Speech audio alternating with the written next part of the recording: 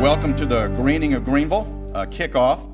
This is just part of a longer-term process to make Greenville greener and to make this community indeed the most livable and beautiful city in America. When we talk about sustainability, it's more than just saving energy. It's about making good business choices in an era where every dollar must be stretched. It's also about leading in innovation and job creation. We already have many leaders in sustainable development and good green practices and that kind of thing in this community. I want to mention some of them. We have the Shy Center for Sustainability at FURMAN University, which is a real cutting-edge institute.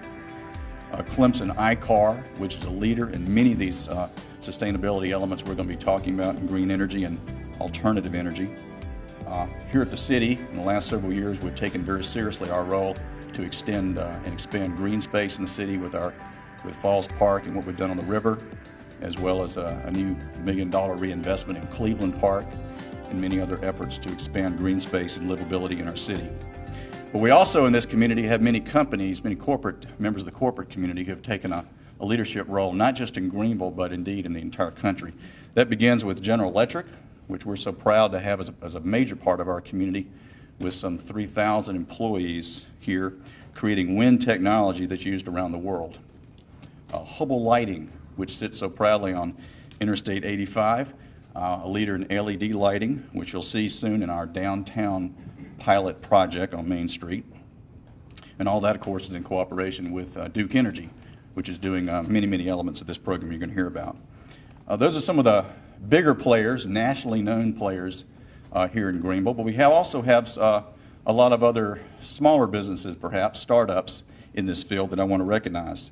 Thurso Power Systems right here in downtown Greenville, where Brian Edens, a local entrepreneur, decided there was a more efficient way to deploy vehicle charging networks, and now he's partnered with GE to deploy that network here and around the Southeast. The Greening of Greenville is just a first step in making proactive decisions about how we use energy. It's not about installing electric vehicle chargers around town and just seeing what happens next.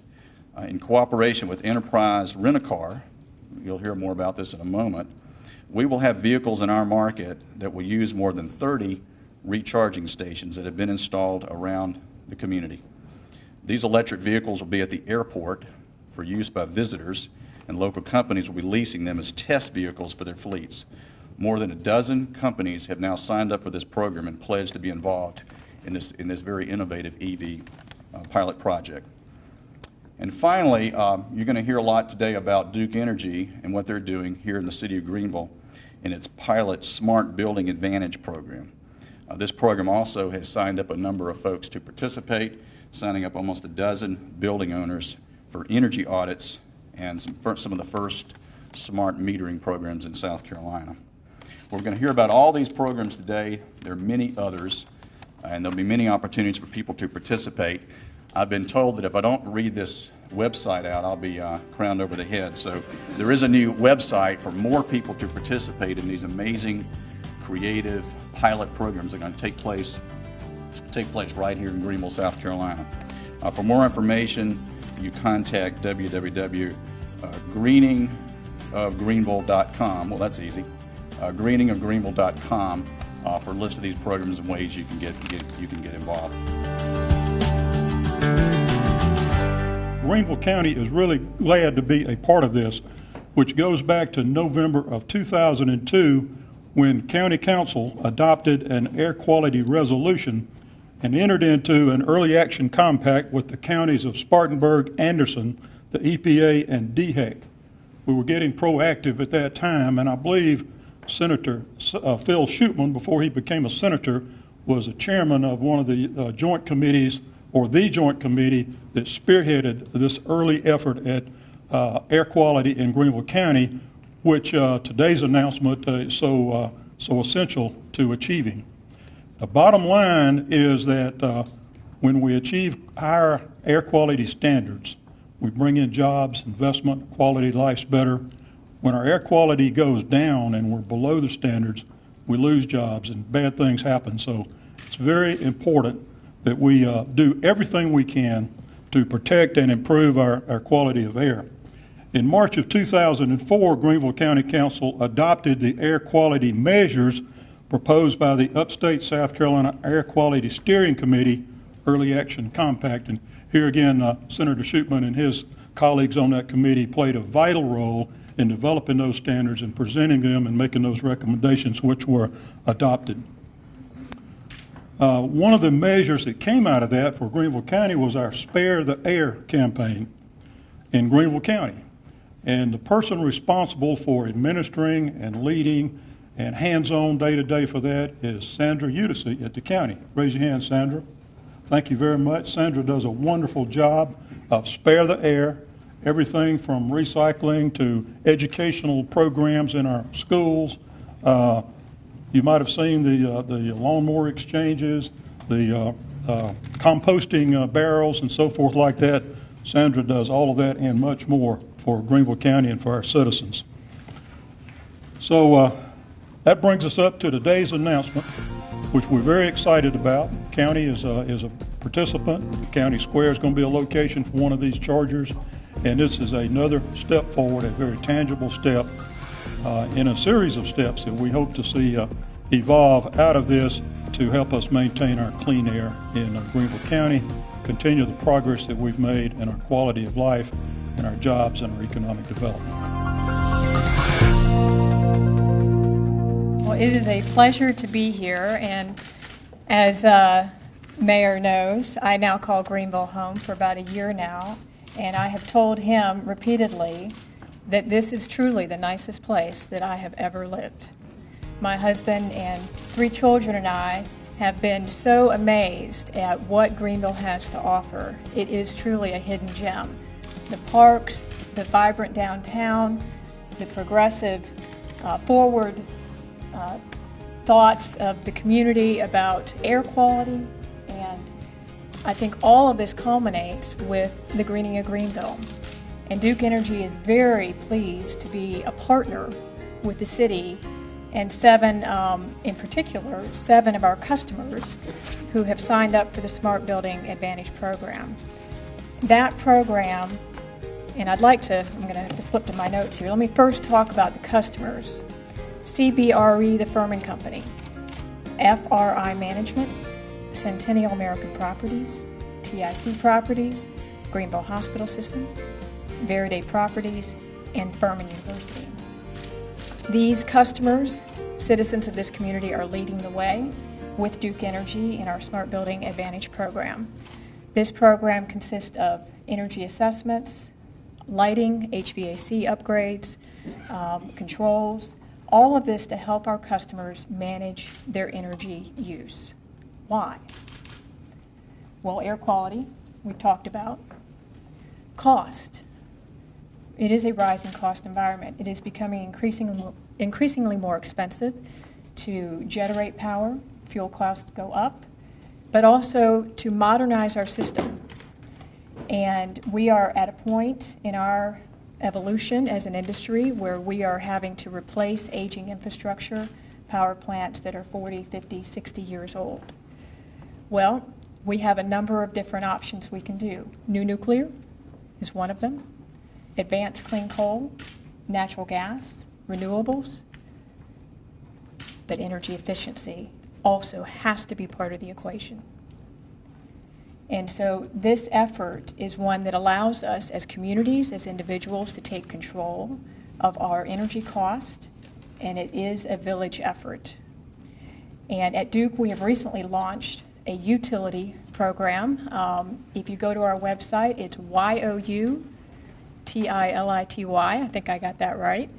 And that website helps customers with tools that they have available to them to help them lower their energy consumption and therefore their bills. And we are also very pleased to have the City of Greenville as a partner in this energy efficiency effort through the street lighting upgrade program.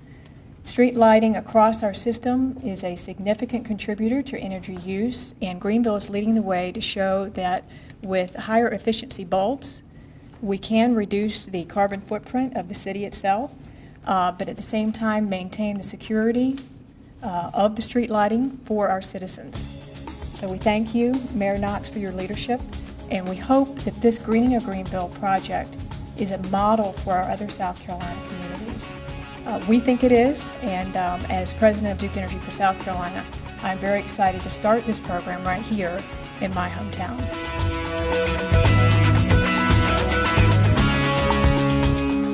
Eco-imagination was introduced in 2005 with the fundamental premise that the mayor alluded to, is that in order to really make traction in environmental improvement, it has to be grounded in strong business principles. We have to have good operating benefits and strong environmental benefits. And that's the core of eco-imagination and what we do together. So I'm pleased to announce today, again, the two facets of the electric vehicle program that we're launching here in Greenville. This is one of the first EV ecosystems to be launched globally. And it's so important that here in Greenville, they're taking a great concept and they're turning it from a two-dimensional study to a three-dimensional deployment. So the first aspect is the deployment of the public pods, they're calling, where our partners at Enterprise are going to be placing these vehicles available in the city as well as at the airport, where you can experience electric vehicles, see the infrastructure, feel them, and become a part of this transformation. And I encourage all of you to do this. When it's a slow day, it's a nice weekend, take the family and the kids, rent one of these cars. Experience some of the excitement, and you'll see some of that shortly. But there's a lot of excitement with these vehicles, and it's not that they're fun and they perform, but they're really good in terms of localizing in the emissions targets and improving, taking a step towards improvement of our environment. Secondly, are companies that are willing to join in this evolution and revolution. We announced GE that we are going to be adding 15,000 electric vehicles globally to our fleet and that of key customers at the end of last year. And we're pleased that partners today, who I'll announce in a minute, are joining us to add some electric vehicles to their fleet and to, again, help with the learning experience and the familiarity that electric vehicles are here, they're coming, and they're going to be a bigger part of environment as we move forward. So I'd like to recognize those who are joining with us today. Those who are associated with the charging section, the deployment, the infrastructure rollout, I'd like to thank Kemet, Clemson Area Transit, Harper Corporation, SC TAC, Greenville County Square, FURMAN University, Clemson University, Hospitality America, Inc., Greenville Spartanburg Airport, Thurso Power, FOXFIRE Software, West End Coffee Company, NNP Wealth and Gary Davis, Spinks, ScanSource, and of course the City of Greenville. As far as the business fleets who will be adding EV, I really want to thank for their leadership. Again, the City of Greenville, our partner Duke Energy, Greenville Spartanburg Airport, Harper Corporation, and Kemet. Finally, I leave you with, this is really important. We as a country in the U.S., we consume about 400 million gallons of gasoline today for our transportation. And this continues to grow. And as we all know, there's countries around the world that are growing at a much faster rate than us. Roughly 50% or more of our oil is imported. So you can see that there's a tremendous opportunity for improvement. If we can move forward 20 years or so, and we can see a tremendous influx of electric vehicles, where we could see this capital that's otherwise exported turning into an import and an investment in our domestic electricity market, helping to fund more renewable generation, smarter grid systems that'll help manage with electric vehicles, balancing and improving our grid system, and of course many more gas turbines to be put around the world, to be developed right here in Greenville, sold with our partners at Duke Energy to really help revitalize a vibrant economy based around the transformation to electric vehicles. So finally, I want to just thank again our partners who have joined us in this journey, City of Greenville, Duke Energy.